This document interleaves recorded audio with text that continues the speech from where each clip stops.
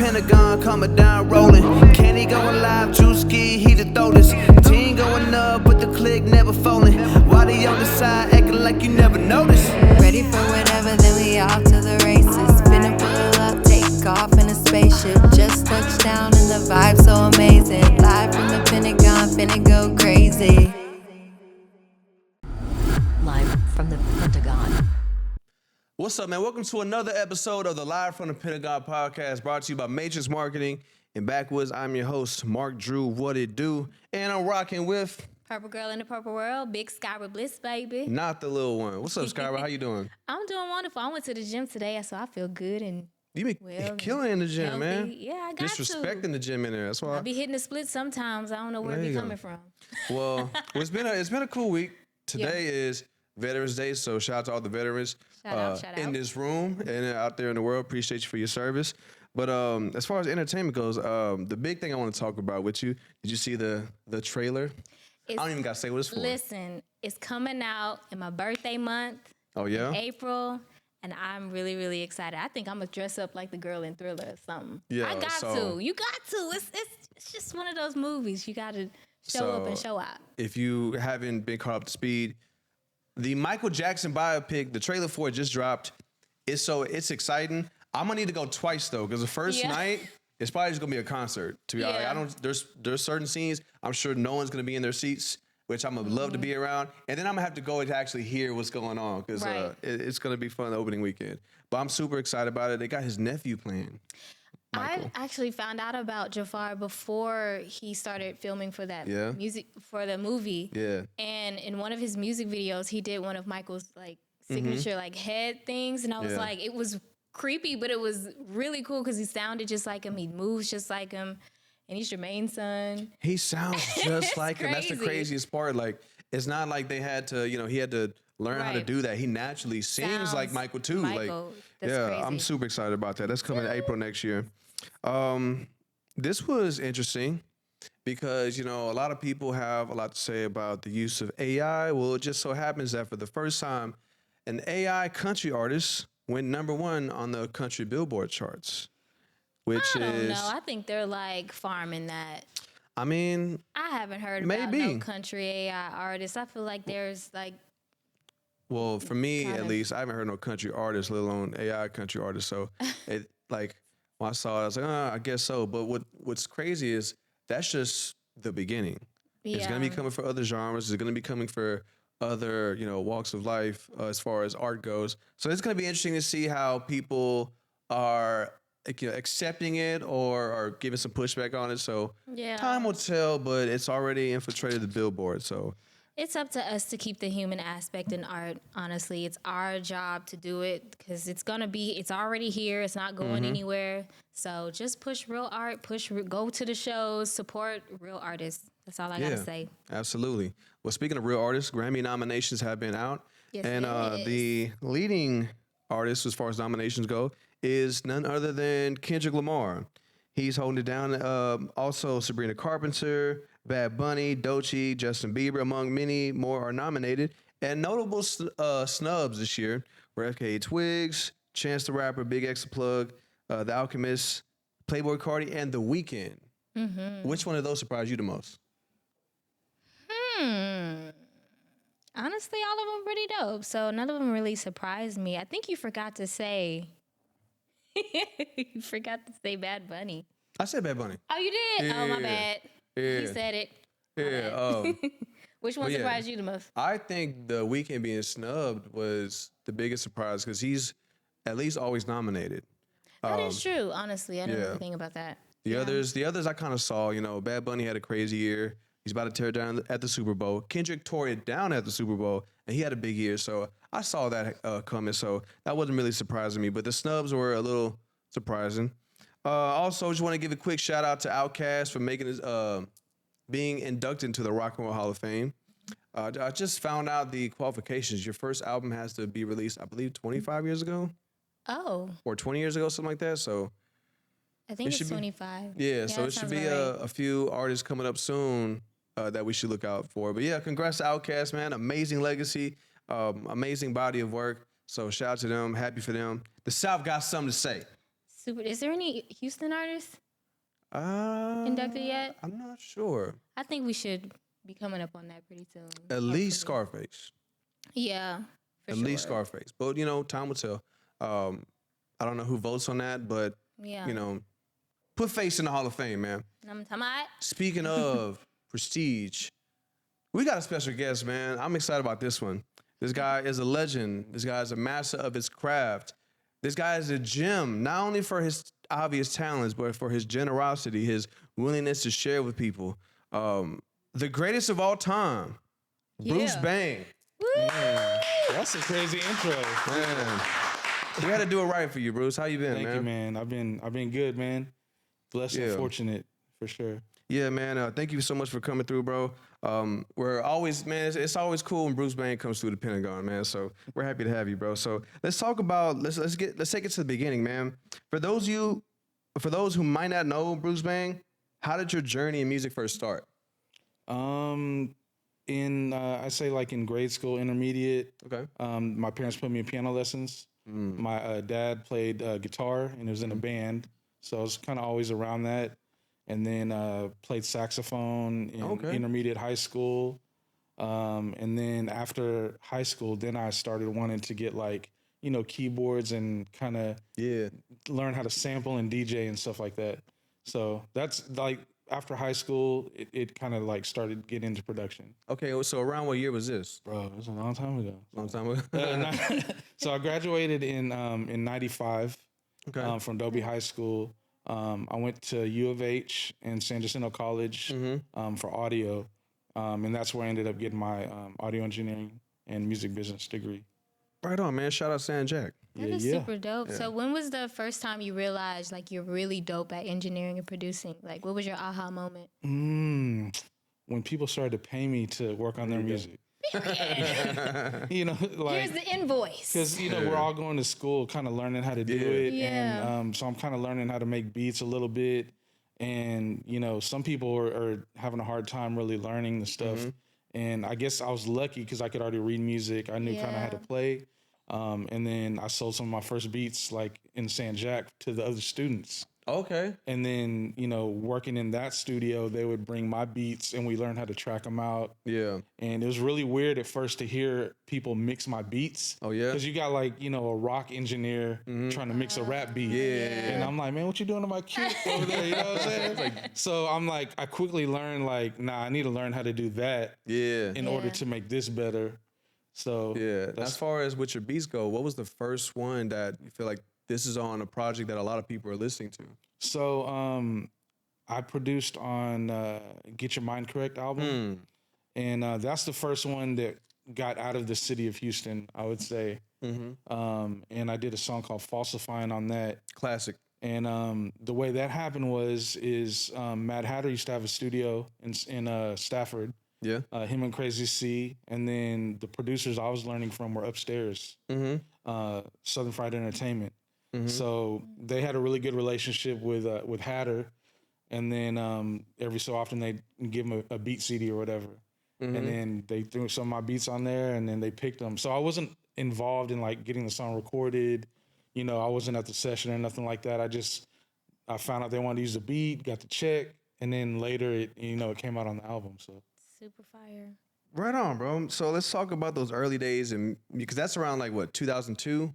Remember, serves me correct? Yeah. And then I had an album that dropped, an R&B album called They Call Me Bruce, and I used to go by Bruce Takara at that time. I remember that plaque over there. Man, that was pretty cool. For sure. So what were those early days like in Houston's music scene when you were just starting out? It was there was a lot of different kind of cliques, I guess, based on the neighborhoods that people were in. Yeah. And the first studio that I went to that was the Southern Fried Entertainment studio, I went because the nephew of the producer, we were trying to do an R&B group together. So we got invited to the studio, and I think I was the last one to show up. So all my friends, there's 3 other guys in the group. Yeah. They all showed up. They're working on the song. I showed up last because I had to work or something. And then when I got there, he's like, all right, go in there and, do this part. So I'm doing the part. He's like, okay, sing this part too now. Yeah. And then, sing this verse too. And then so he had me sing over everybodybody's part. And then he started like turning everybody else down. down. There you go. except for the rapper, except for the rap part. Yeah. And then everybody's like, man, I thought I sang on that part too. You know what I'm saying? So, but you know, we're all friends or whatever. Yeah. And then from that interaction, he was basically like, you know, whenever you want to come to the studio, you can kind of shadow and watch us. Okay. You know, because he knew I was going for engineering. Dope. And none of my other friends were invited for that. You know what I'm saying? But he was like, you could take whatever knowledge you learn, and if you still want to do the group or whatever, you know, y'all could do it. But I just kind of ended up being more of like learning how to produce using MPCs and ASRs and all these hardware gear that I didn't have money to get. That's and dope. they just gave me, you know, free reign of the studio when it wasn't being used. And what's this guy's name? So Southern Fried Entertainment was Marlon Demby, Tim Walker, and Les Cross. He's an attorney. So Marlon and Tim, they actually produced for Ice Cube. Okay. They did a song called Pecking Order back in the day. As well as like producing for like a lot of the Houston artists as well. Well, shout out to those guys, man, Yeah. because of them, we get I you owe get a to lot. share your gifts with the world, and that means a lot to a lot of different people. So shout out to those guys. Yep, Absolutely. for Is sure. there like a specific person that helped shape your sound, like a mentor or someone? There's a few. A lot of it is I'm really fortunate that, you know, being a producer and then kind of like transitioning into engineering, I would get hired by a lot of my producer friends that were really good at producing. So I'm seeing like a lot of different styles, people using different programs, different techniques, recording vocals, just like watching really good singers. Like I recorded Brian Angel when he was 16. Oh wow. Really? And this That's fool came crazy. in with a group, and then I'm just watching the producer like kind of work with him, and he went in there killing these high notes, and we're like, who the heck is this dude? You know what I'm That's saying? crazy. But I think he was in a group called Proof, and then later he was in a group called Mason Road, and then of course now he was in Day 26. Yeah. Yeah. So really early, I got to see Wow. like there's some really dope artists like here that you know people don't know about them. You know what I mean? That's cool. I didn't know y'all's relationship goes that far back. Oh yeah. Yeah, That's pretty crazy. cool. And you got to work with everyone in Houston pretty much. I want to ask you, what's the biggest thing you learned about people working in the studio? A lot of it is energy, and then you can kind of really detect when something's kind of off or something's getting awkward. Absolutely. Like the best sessions and the best songs that I've made is stuff that's just came together really easily, and it didn't feel forced. And you know, there's not like a lot of going back and we need to fix this, we need to change this. It's like stuff that happens organically. I think it kind of translates into the music a lot of times. So Dope. Definitely can feel the difference. What's the distinction from like a good engineer and a great one to you? I think kind of knowing how to kind of curate the room to make the artist comfortable. Whether it's like how loud the headphones are, how tall the mic is, the lights dimmed a certain way. They don't want the people in the booth. It's like bothering them. Yeah. You know, telling people to be quiet, whatever it is, just to keep like a really easy workflow going. Yeah. And then being able to communicate with the artist too and let them know, I think you should redo this, or what if you try this instead? But then knowing not when to overstep. Like if they're not really taking your advice, knowing when to like, you know, let them get their idea out first. So it's just like really small nuances, because a lot of people are really good operators of Pro Tools. Yeah. They can record really fast, you know, they can edit all this. Right. But it's like, you know, sometimes you got to worry about what the artist, what's going through their mind, not like how good you are at chopping up effects and stuff. Yeah. Absolutely. Definitely have to make sure the vibe is right for the artist. Yeah. And that's really important. I was surprised you said that, honestly. I was like, I've never heard an engineer say like curating the room was really important. For them. Yeah, I've had sessions where it's like the first time working with an artist, and then a musician comes in, and you know, normally it's like really lighthearted conversations, like, you know, hey, you know, what's going on? How's your day? And be, man, I just, you know, yesterday I got a flat tire. It's like the session starting off like that already. I'm like, man. Yeah. You know what I'm saying? Reel it back in. Yeah. Hey, you want some devil's juice or something? I can go out back and do a little sun, smoke a little green if that's what you want to do. Now, a lot of people refer to you as the greatest of all time, and people look and have such high praise for you. What was that passing of the torch moment for you? Like, when did you realize a lot of younger people were looking up to you? Man, it's really hard to say because I feel like for a long time, the people who needed to know like who I was, were kind of tapped in. Mm-hmm. But in this new era of like social media and, anybody that can get on camera and then give some advice or whatever, a lot of times you're like, who is this person? Yeah. You know what I'm saying? So like seeing like a lot of really young engineers kind of being the face of like certain, brands or podcasts or whatever. And it's like, man, that's not necessarily true, like what they're saying. Yeah. So I'm like, man, maybe I'm getting too old for this. Or Oh yeah, that's something I notice a lot too. When a lot of people are eager to like share information, but the information is wrong.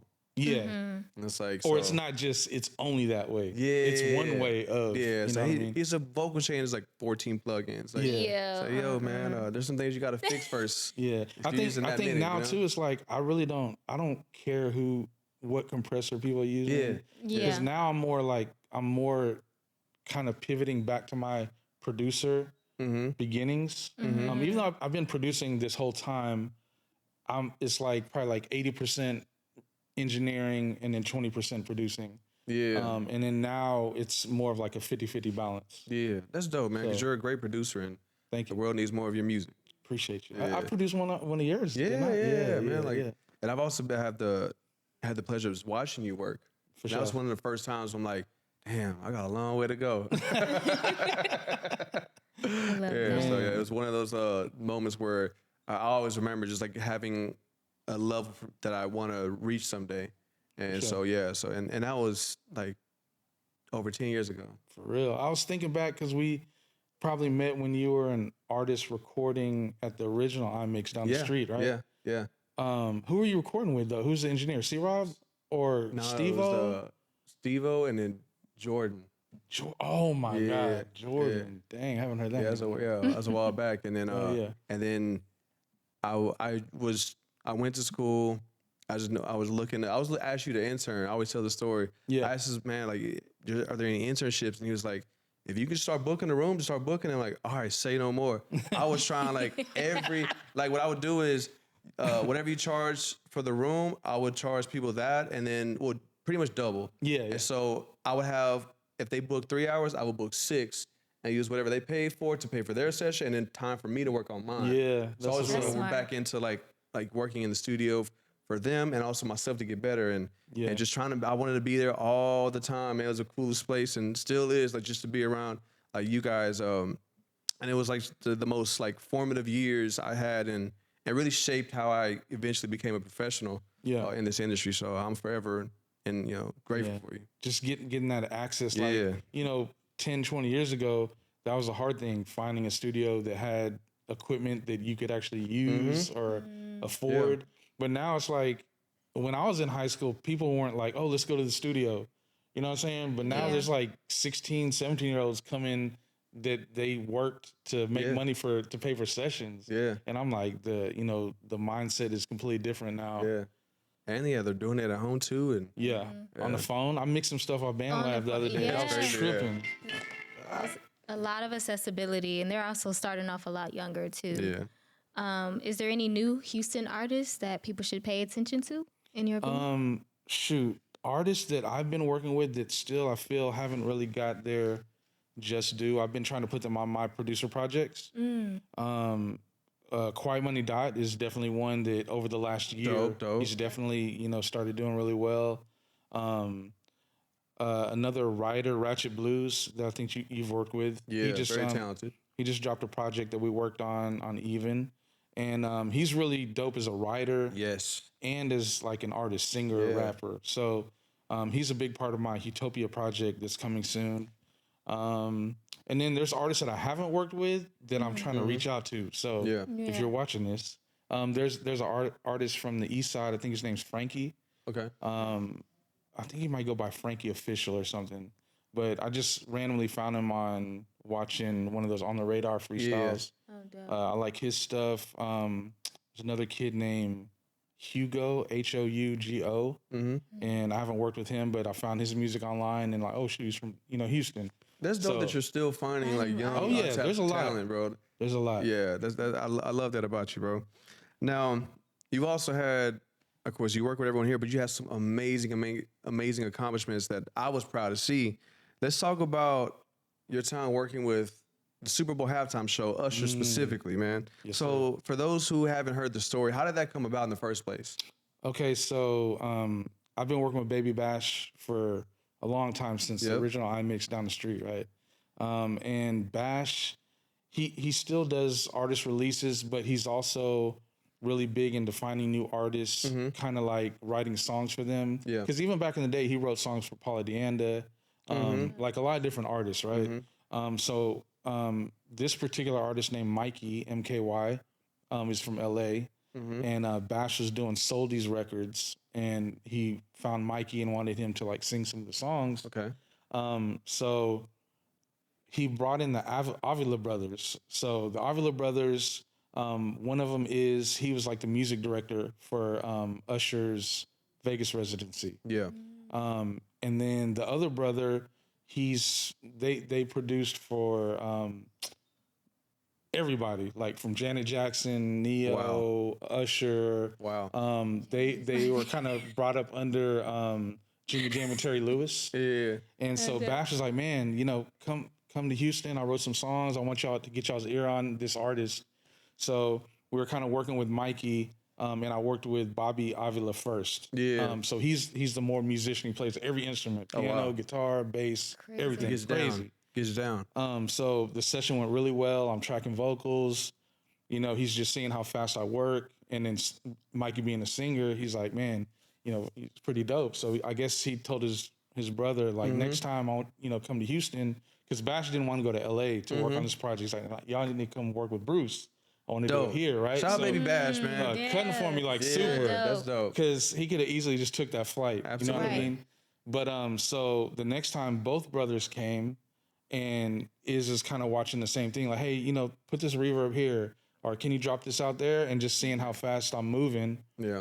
And they finished doing the residency, and I think they had already started kind of working on the Super Bowl set in Vegas.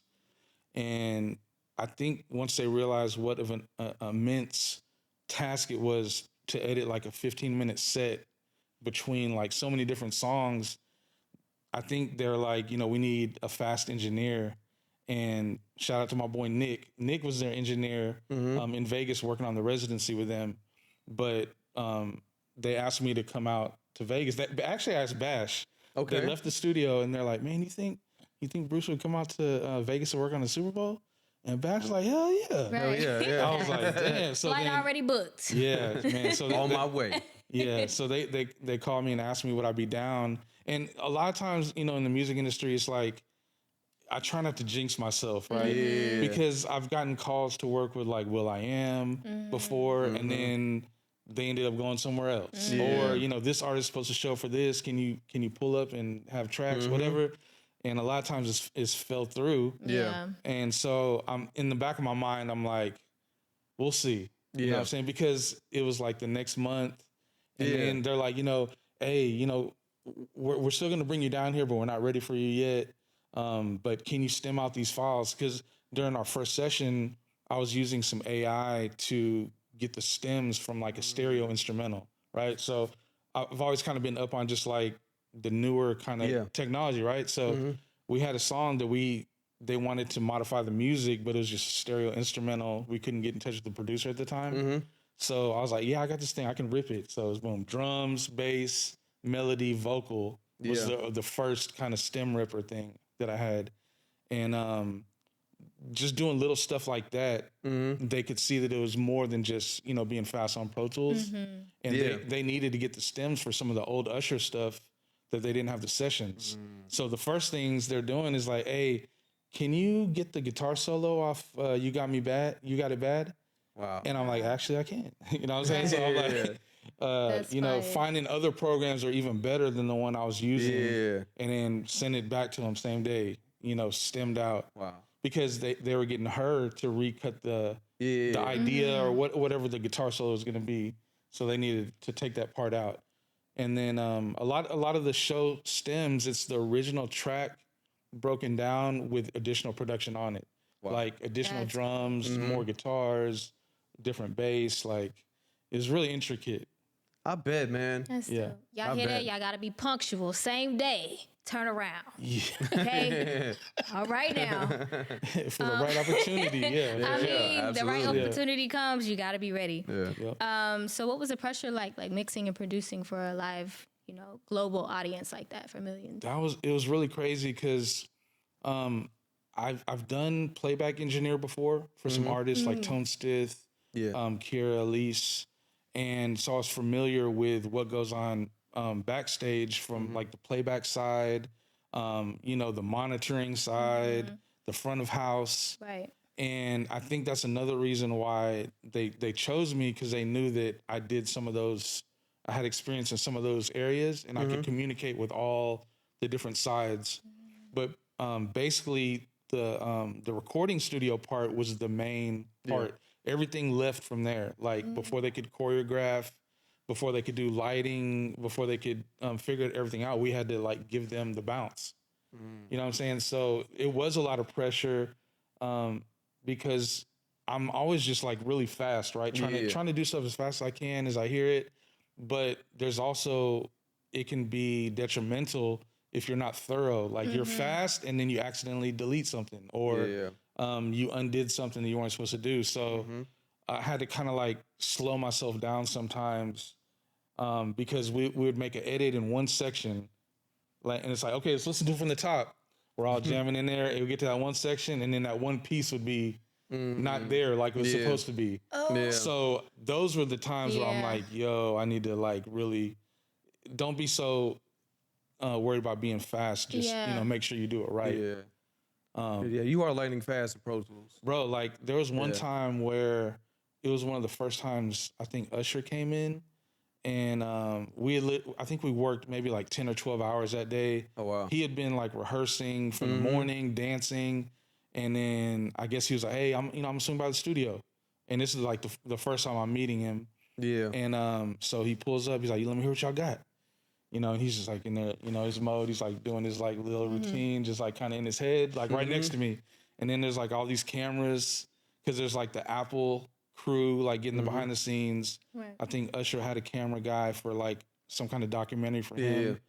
And then I'm just in there like, this is crazy. Like, you know what I'm saying? I used to sing these songs in karaoke. And this fool's like dancing like right next to me. And then crazy. We get to a party, he's like, okay, right here, I want to do something. And literally asked me for like kind of like a really complicated edit that I've never like done before. And I'm like trying to do it right, and then it's like all the cameras all of a sudden, and the lights are like over the SSL console. There's a camera. Usher's here. The Avila brothers are behind me, and I'm like trying to like shuffle this little piece out of like a 14-minute set. I'm like, oh, please don't fuck up. Please don't fuck up. So those kind of times I was like, sweating. You know what I mean? Yeah, absolutely. But rightfully so. Shoot, but that's like, you got to rise to the occasion. Absolutely. You can't be like, I can't do it right now. No, there's like the whole room is waiting on you. Yeah. Do you work well under pressure? Yeah, I think so. I've been in so many situations that I can stay pretty calm, but even that, like, there's a part of you when you get to the rehearsal part of the show, and there's like 100 people on the field. It's like, man, I hope this shit sounds right. You know what I'm saying? Because it sounded great in the studio. Yeah. But did the files transfer right? Did the stems get cut up? Are they gonna, because after it's out of my hands, it's like it's the NFL people. You know what I'm saying? And then there was even times during the stadium rehearsals where I have my laptop and my headphones, and they're like, man, we want to cut this silence part needs to be a little shorter. And then I'm sitting there making the edit, go down to the field, handing Usher my headphones, and then they're kind of like, listen to it, the choreographer. And then they might make the edit again, like right there. Right, You know what I'm saying? So it's like, it was nuts. So I got to ask, man, what were some of the last minute changes that, almost gave you a heart attack? Well, you know, the NFL, they have very strict deadlines. Like they need this by this date. Okay. And it's because they have like a whole team of things that are behind the scenes, like the lighting, where's the camera, people going to be, and they have to sync the lighting and the visuals to the time code of the session, right? So we have to turn in the stereo version and the stems by a certain date, but the actual mix stems went to Manny American, and he ran everything to the SSL board. Okay. So there were times where we thought we're done, but it's like, yo, we're gonna take this part out and we're gonna add this instead. Or remember that edit we did a few days ago? We're gonna put that back in there. And then so we're like going crazy. Like it's a like 400 track session. Wow. That you can't just like boop, you know, email it. You know what I'm saying? Yeah, that's it's like crazy. a thing. So the last couple of weeks, they had me flying to LA from Vegas just to like bring the files. I'm making the change in the session that they have, and then leaving again. You know what I'm saying? So that they can start mixing. And it was in the last time, it was like it was pouring rain. It was like flooding. We're at I think we're at Larrabee Studios. We're at a Manny American studio, and then the power went out. Like I flew from Vegas to get there. It's flooded. The power went out, and then I had to like wait till the next day till the power came on. Shit. So it's just like, you know, stuff like that is like just It's like every it'll drive you engineer's worst crazy. nightmare. They're like, what do you mean the power went out? Right. FaceTime me. I don't believe you. Yeah, for sure. So what are the top 3 career moments for you so far? Of course, the actual day of the Super Bowl, gotta and be. just watching it be like an amazing show. That's amazing. You had your family out there, right? I brought my wife and my son. They didn't get to go to the game, but even I got entry to like the parking lot, so I'm like watching in the TV trailer. And then we went into the game like after halftime. And they had already performed, but so that was really dope. Just kind of seeing it, knowing everybody I know literally is like watching it at the same time. Yeah. Then while we're working on the Super Bowl, there was one time where we got to work on stuff that wasn't the Super Bowl. So Usher, because the album came out on the day of the Super Bowl, right? So he came in, he's like playing his album, you know, songs with Lotto, like all these different dope songs. He's like, man, I got this one song, and like there's something about the bass. Like he's like, I need you to play the bass. Like he's telling Bobby Avila, like I need you to play the bass on this, right? Yeah. And then, but he just played it for us that night. We didn't get to work on it. So he left. They, I think Tizio sent me the session, so I had the session, and I'm telling Nick, my assistant, I'm like, bro, whatever we have to do, make sure the bass is ready every day. Right. And I had the session ready to go. Like the track is already laid out, and then that one time it's like, hey man, you still got that session? I'm like, hell yeah. Pulled it up, and then for like maybe 2 hours we got to record the bass. And it's like Usher here. That's Bobby here, and he's like just vibing to him playing, and Bobby's cold with it too. So I'm just like looking at Nick. I'm like, yo, this is crazy. And then that ended up being like the last song that they added, but they put it on the deluxe version. So it wasn't on the initial album. It came out on like a Kim Kardashian merch release or something like that. But it's a song called Naked. And then so I got was part of the Grammy nominated album for that. So that's number 2. Ooh, that's so and then dope. number 3 was the Megan Thee Stallion plaque, which is my first plaque. And I got a gold plaque for that for engineering the Southside royalty freestyle. So it's crazy. All these things, it's like the way they happen, you never know that's going to be the song or that's going to be the, you know what I mean? So this it's like T Ferris hit me, hey, you got time tonight? And it's like after a long day, I'm like, okay, I'll do it. Right, because if you say no, you're missing that It opportunity. ends up being like Sauce Walker coming to record a verse on the song. And then Big Pokey shows up. And then it's like, oh shit, what is this song? And it's like Mr. Lee, I think Mr. Lee and Juicy J maybe produced it. So it had Kiki Pokey, Sauce Walker, Mike D was on the hook of it. And that ended up being my first plaque. And then I'm sorry, last one. And then I just got the Billboard #1 for R&B radio single with Century for Only Human, and that happened in August. But we just got the plaque for it. Man, let's clap it up for that, man. That's amazing. Congrats, bro. Congrats. It's like it took 25, 30 years for all this stuff to happen in the last 2 years. You know what I'm saying? Yeah, that's dope, man. So this last segment we have here is called Into the Backwoods, sponsored by Backwoods, and we're gonna just ask you a question. Like, I guess the first thing, I guess answer as quickly as possible. All right. And real straightforward. Who's the funniest artist you've ever worked with? Devin the Dude. There you go. Easy answer. Yeah. He's a cool guy. What's the biggest what the F moment you've ever, like, that ever happened to you in a session? Guess the power going on. I guess that would be crazy. F moment. Just like the computer malfunction at the wrong time. Like the auto-tune just deciding to authorize like today. You know what I'm saying? And then nothing works. Everything's reset. Like that was happening to me like in Super Bowl time. And I'm like, yo, what is going on with this? Damn. Definitely being tested. Technical malfunctions. Yeah, okay. If you could swap lives for a day with any other producer or artist, who would it be and why? Ooh. I think Kanye, because it's just his life is too like ridiculous, you know what I'm saying? Like on every aspect.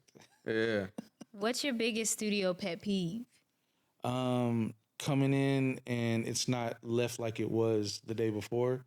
Like people unplugging cables, something is leaving a empty drink. You know what I'm saying? Something is like, why didn't they just throw that away or plug that in back in? You know what I'm saying? I think that's an audio engineer thing. You know, For sure. It 100% is, man. Yep.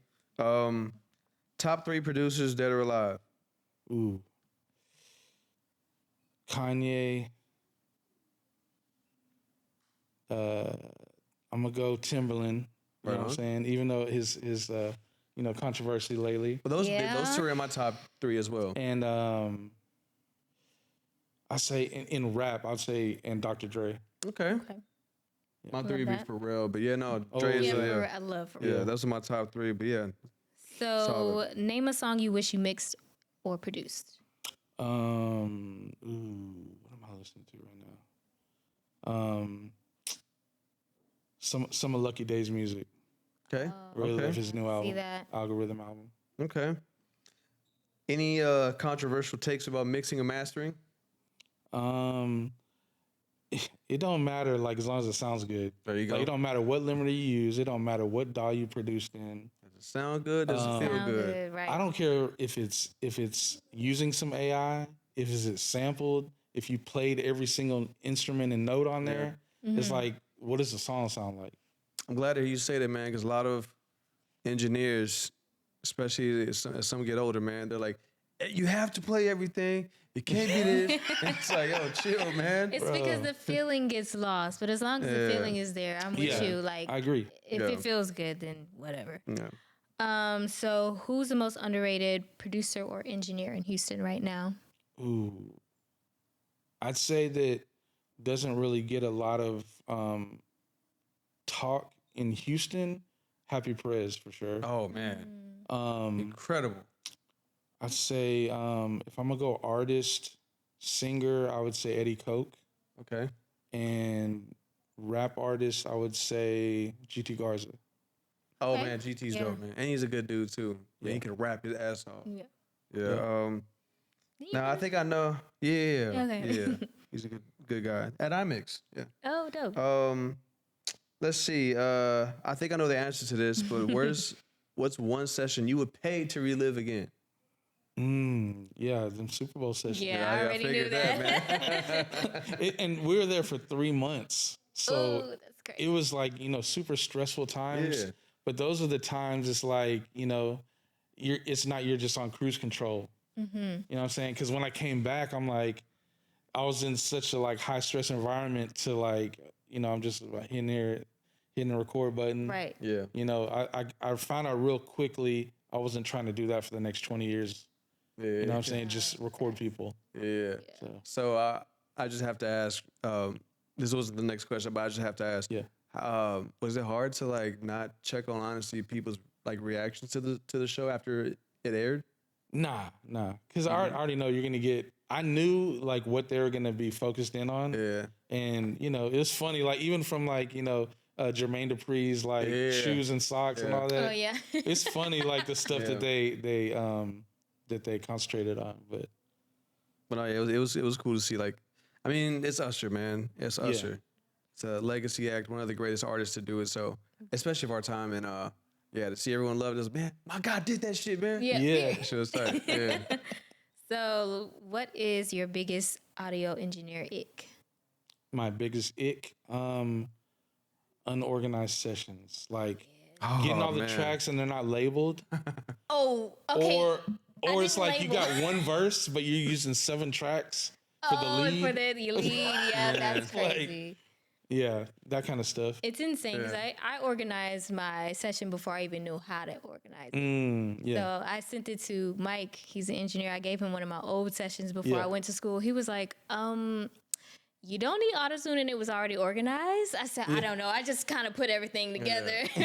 But it wasn't labeled, though. I get more organization from this guy. I pride myself on more organization from like your templates. Oh, yeah. I think my template is like, it's all everywhere in Houston by this point. Really? Man. Like, Some That's variation crazy. of it. I give it to all the students who come to the class. I need a good template, man. I've been using this one for like 15 years now. Yeah, Like, yeah. it's never failed me. It keeps everything organized, and it's one like when I worked at Dope House, when we had to send you sessions, one thing I was like, hold on, man, but if we're gonna send it, let me organize it first. It's like I know how organized the guy is. I would make sure everything was vocal line, tuned, everything labeled correct. I don't even know. You would have Pro Tools, but I would still number the tracks in the off case that it wasn't able to open. You had to upload the stems. Yeah. Just that way, when you upload them, they came in alphabetical order, which was where the session. So Appreciate that. yeah, too. man. No, I was like, we got to make sure if Bruce don't get it done, let's make it easy for him.